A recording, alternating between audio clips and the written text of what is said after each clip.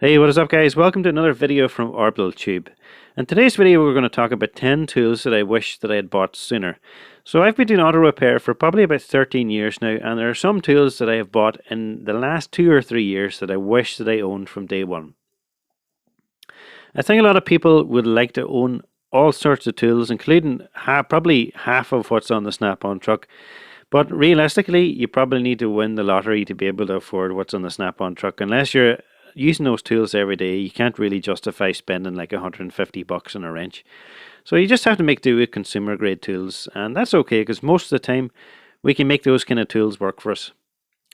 So first up on the list we have this little tool from a video that I saw off Eric the Car Guy's channel, which is the use of a vice grip, which you add a couple of fuel lines to the jaws to soften them up a bit, and then you can use it as a clamp for brake lines. So this tool is pretty awesome. You just clamp it down on the brake line, and then it completely seals off that brake line to mean that brake fluid won't leak out if you need to replace a caliper. Having tried to do this job without doing this, I totally understand how much brake fluid leaks everywhere and how much better this system is. Next up we have the breaker bar. So breaker bars are really simple tools, but they're very useful, and I went for a long time without buying one of these, and I ended up putting a lot of stress on my ratchets, and actually ended up using a torque wrench at times to actually undo some really tough nuts and bolts. So if you want to just buy a specialized tool, I mean, these things aren't very expensive. You can get these for about 10 or 15 quid, and they're really useful. I mean, you can undo lug nuts with ease, and you can undo all sorts of nuts and bolts depending on what kind of clearances you have. You can of course add extension bars onto these, or just a 1/2 inch drive.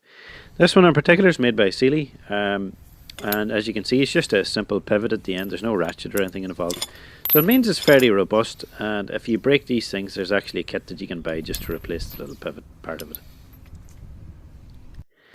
Next up then we have the pick tool. So I bought a set of these. You can buy a set of 4 for just a few pounds, maybe 3 or 4 quid off eBay, and these are fantastic for getting in behind seals, for lifting out O-rings, for doing inspections. They can actually also be used for undoing coolant lines or coolant hoses if you buy the bigger ones that have a sort of an L-shaped hook. But these things are really invaluable. They're really useful. Next up we have the 2-ton low profile trolley jack. I've had this for 2 years now, and I wish I bought it from day one. This thing gives you so much confidence in lifting your vehicle. It's got a really wide wheelbase, and it's got a really low entry and then a high lift height. So it is all the combinations that you want from a trolley jack. This thing was an offer in Halfords Christmas 2 years ago for about £80, and I just had to buy it. It was just too good a deal to miss out on. As you can see, it's got a twin piston setup, and it can lift the entire back axle of my car with ease. It feels like it's completely planted because of how wide the wheelbase is in this thing. And the great thing about it as well is like it can lift it to over a 1/2 meter. So I think the reach in this is like 550 millimeters or something along those lines. It's well beyond what my axle stands can actually do. So I can lift the car up and max out the axle stands as much as possible. It's fantastic. Gives you a lot of reach. So here's a quick compare of the old trolley jack that I used to use compared to this new one. The new one, and it's just there's no comparison. Next up then we have a Silverline impact wrench, or an electric impact gun. So a lot of shops or workshops would have like a compressor type setup where they would have impact tools, which are all based on compressed air, but I haven't got the space for a compressed air tank or that kind of setup. So the alternative is just to buy one of these electric wrenches. This is just a real cheap and dirty one. It's a Silverline, which I bought off Amazon.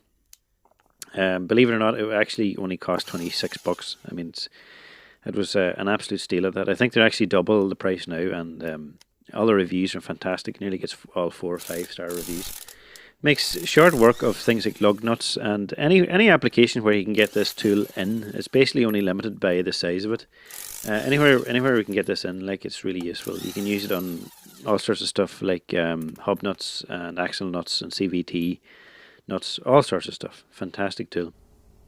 It's only 400 watts of electrical power, but the actual torque that it provides to be able to undo nuts and bolts is fantastic.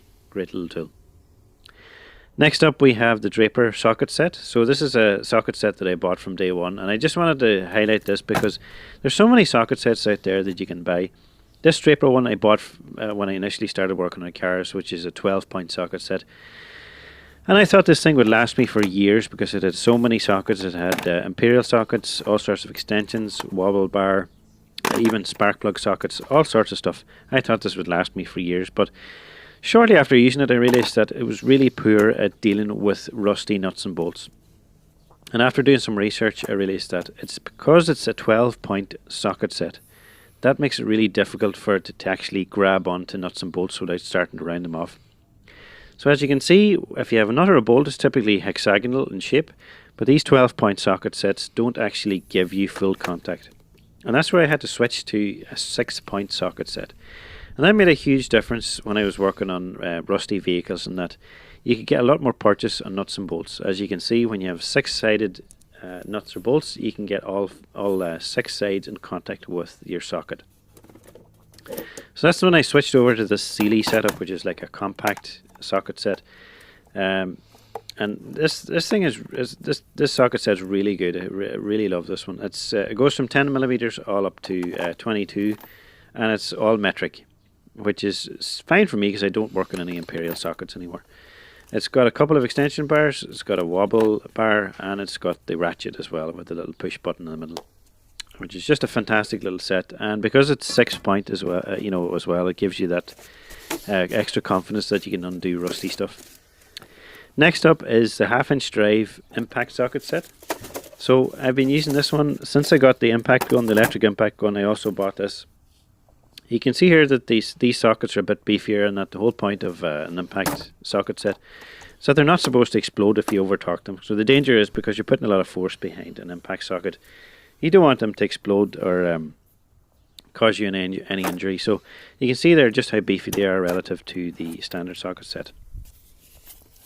Next up then is the deep socket set from Draper. So I decided to buy this one because I had various applications where I needed deeper sockets, and I wanted to use them with my existing 3/8 drive socket set from Sealy.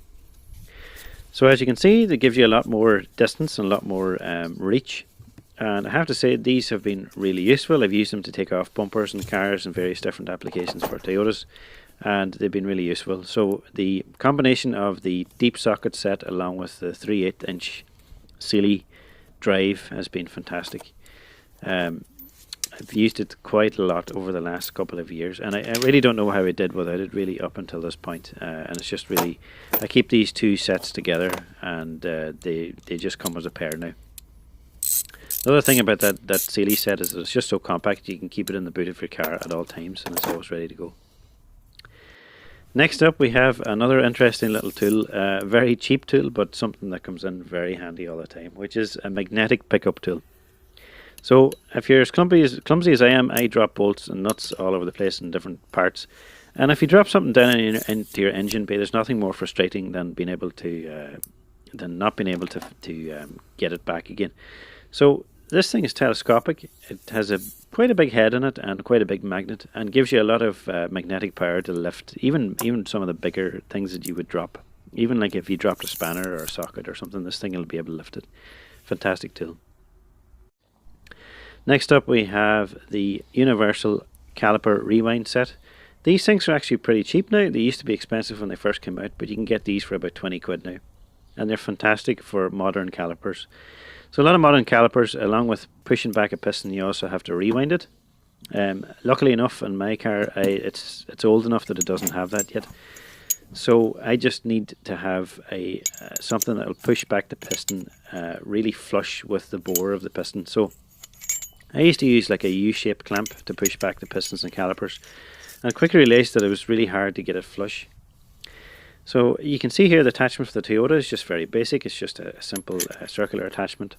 You fit it onto the front end of this tool, and then you wind it back to whatever the width is between the forks and the piston. And then it's just a case of turning that lead screw that's in the tool until you push the piston back, and then you can get your new pads in and get the car back up and running again. Really useful tool, saves a lot of mucking about with U-clamps, and just gets you gets jobs done quicker, which is what having a good tool is all about. This is what it looks like off the cars. As you can see, I've used this quite a bit. It's quite dirty, as you can see. My hands are even getting dirty from using it. But you can see here, it comes with both directions, so it comes with left and right. Next up is the good old gas torch. So this is a plumber's torch made by Monument. It has ignition built into it, so you just turn on the gas and light up the gas, and you have a really good torch. So I use MAP gas along with mine because it's the hottest gas that you can burn. You can also use propane cans as well if you want. Really useful for things like heavy duty bolts, like say on the likes of this tow bar here. If I wanted to undo this bolt, easiest thing to do is just to heat it up really well with this gas torch and then spray it with something. So there's various things that you can spray into a thread or a nut when it's heated up. You can use things like a WD-40. I've even seen some of the channels in Russia using candle wax on lug nuts. You know, so if you're in the middle of Russia and you've got nothing except a gas torch, you can use a candle wax to get into the thread. And it actually kind of uses a capillary action to get into the thread, which is really interesting in that once you heat it up, if you spray anything in around the thread, whatever you spray in there, it actually gets sucked into the thread between the bolt and the nut. So I'll just spray some water here and you'll see what I mean by that. And we'll do a little zoomed in version just to see. You can see the water's actually kind of getting sucked into the thread, and this bolt would be really easy to undo after heating it up. As always guys, thanks for watching, and if you like the content in this video, please consider hitting the like and subscribe button below. Let me know if you agree with my choices for tools that I can't live without, and if you have anything that you want to recommend, please drop a comment in the box down below. Catch you in the next one.